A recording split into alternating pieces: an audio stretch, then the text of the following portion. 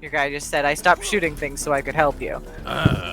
Oh, that's weird, because on my end, he just said, now you owe me one. So that's a little silly how it's not quite in sync. Kinda wish it was, but still. I think they fixed that in Borderlands 3, though. Yeah, I think they did. Which is ironic because, you know, the general dialogue and storytelling is so-and-so. Well... That's what I keep hearing. Oh, I'm out of rockets. I like the gameplay, though, so... And that's what matters, if you ask me. Agreed. Time for the Daka Daka. Handsome Jack is a tough villain to beat. Yeah, agreed. Oh god, this weapon's awful. Hey, I leveled up. Fantastic. Congratulations. Ooh. We gotta free the guy. We're not gonna free the guy. He did.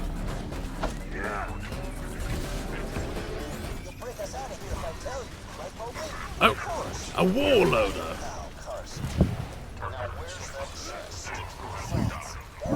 Where are you? There you are. Carson's dead? No surprises there. I've heard of that Mowgli. Oh, the warlord is still alive.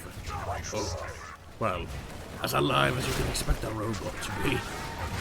Yeah. Still functioning, still operative. It's doing warloader things. Oh my god, he's so angry.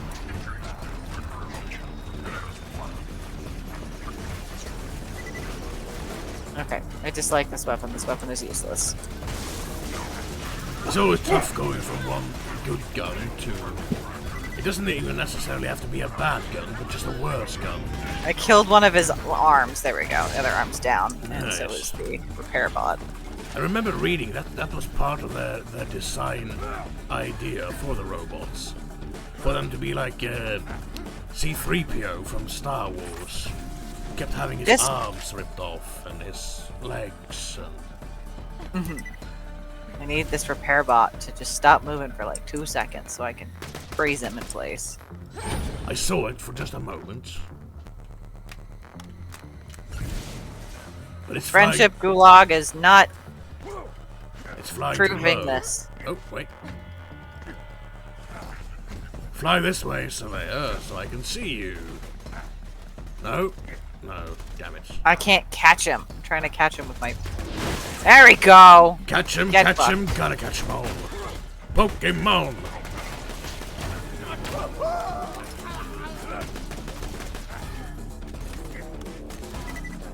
Would a first-person Pokemon game be any interesting, do you think? I mean, they have Pokemon Snap that's basically essentially that. Well, I mean like a first-person action. Like, it's no longer turn-based combat. You're like, I don't bloody know. Being the Pokemon? A Pokemon enforcer, I guess. Cracking down on Team Rocket hideouts and smuggling deals and stuff like that. You're holding like one of those snake Pokemons in your hands like a bloody rifle. Ridiculous. You squeeze it just right and it does like a venom spit attack. Or something. I think they market more towards kids, unfortunately. Well, see, the game I'm describing is actually a multiplayer mode in Banjo-Kazooie's sequel. Where Okay. it's basically GoldenEye, but instead of guns, you are carrying birds that spit eggs. Huh.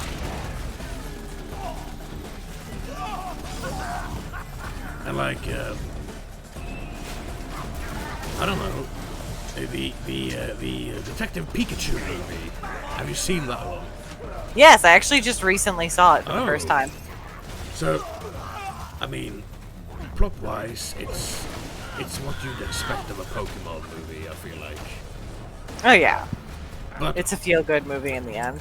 But what I do like is it's a little more focused on the seedy underbelly of Pokemon society. Yeah. Because It also has, like, you know, It has a very good story, but it's also a very sad story, but it's still good. And, you know, as far as animation goes, I really like how realistic they made Pokemon. And how really creepy Mr. Mime is. Oh, yeah. But he's a mime, so that's completely on Mr. point. Mime was so well done in that movie. Just an absolute shitbag of a Pokemon, but like the best kind.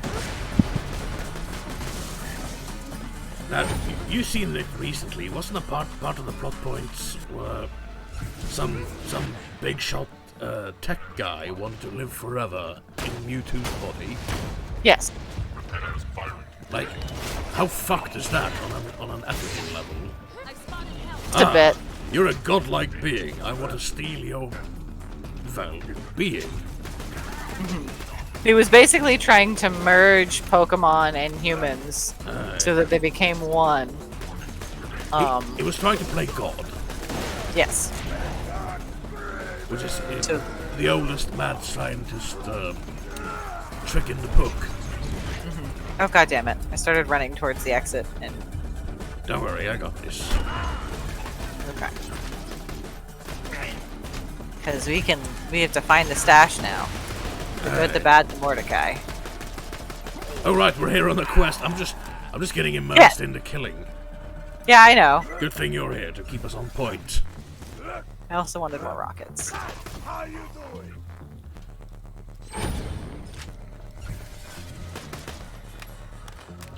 But like, you say Pokemon games are marketed towards children. But like, have you read the Pokedex entries of some of those Pokemons you can catch? They're so dark. Drifloon? Drifloon's a fucking menace. Aye. Or Chandelure. I haven't read that one in particular. I seem to remember it just feeds off of souls, I think. That sounds accurate. But like any other ghost Pokemon, really, if you read up on them. Like, what's his face? Yamask, I think. The one that carries a clay mask of its own human face from back when it was alive. Horrifying. And it says in the Pokedex entries even that, you know, sometimes it just looks at the mask and cries. Oh.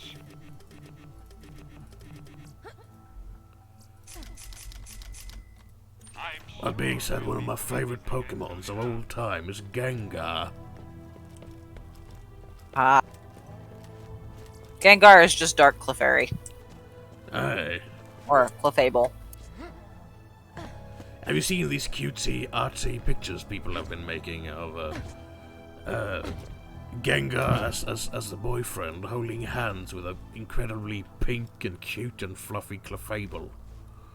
Have not seen those, but those sound adorable. And it's like all couples consists of one of these two types. Maybe that's my problem. I am both cute, pink, and fluffy, but also dark and mysterious. It depends on the day.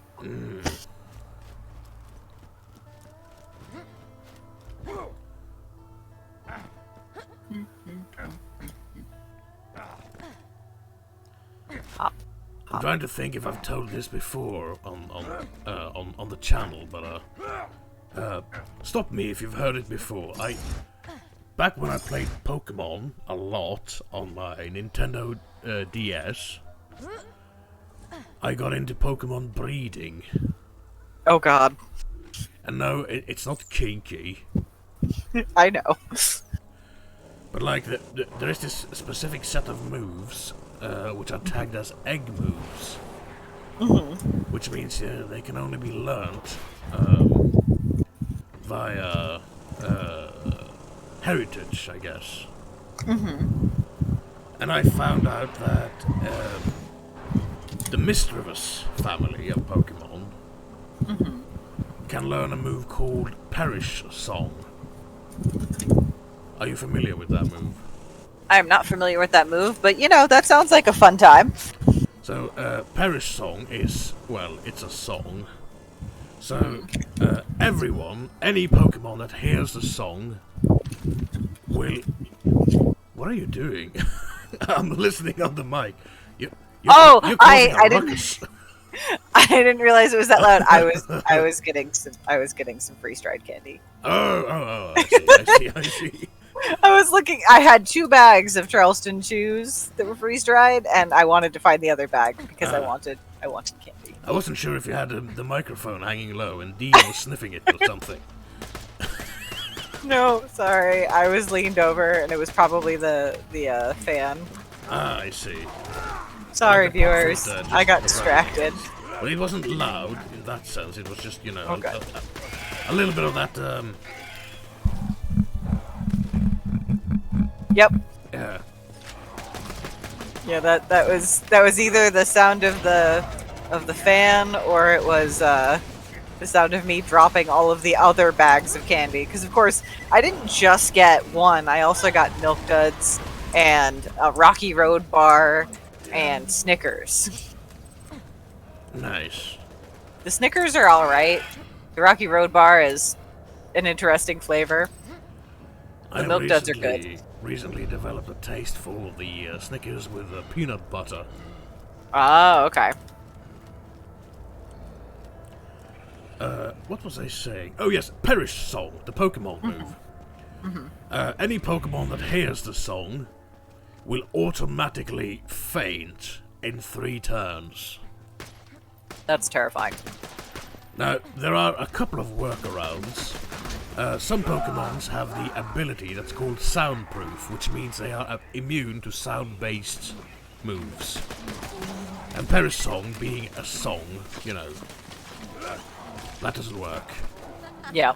The only other workaround is to just swap out your Pokemon before the 3rd round.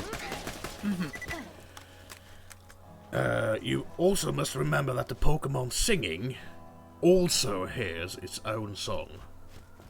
Okay. Now, I bred a female Ghastly with a male Mistress, or whatever the evolved version is called, that learned Perish Song, so that the egg I got turned to a Ghastly with that move. And then in the end, after a lot of training and fiddling and figuring out which Ghastly I wanted to keep and actually train because of natures and all of that fun jazz, I ended up having a Gengar with more or less perfect stats, perfect nature for it. It knows Perish Song, of course, because that's what I worked for. But also, you're gonna hate this moveset because it's the sneakiest, most douchebaggy moveset there is. Okay. It knows the move Hex, which does double damage if the opponent has a status effect. It knows Will-O-Wisp, which burns. And it knows Confuse Ray. Rude. Hey. And then I took to the internet doing random battles. And it was glorious. Until you run into those fuckers who think it's funny to go online and play a team full of nothing but 6 different legendaries. Oh, those guys. He's like, yeah, I mean, sure, you won, but did you really earn your winning by capturing the game's legendary and just using Roar of Time every time? It's not clever. No, it's not. It's like having an instant win button and being like, "Harder, I win." Aye. I've seen some really funny ones where people use like really terrible Pokemon, but have like this weird sneaky moveset thing so that they still beat the really scary Pokemon. Like I saw one where somebody had 6 Arceuses and got their asses handed to them by a bunch of Bidoofs. Awesome. Which is how it should be, because Bidoof is actually God. Bidoof. What generation was Bidoof? 4th? I have no 5. idea. Maybe. I'm the loot goblin this time around.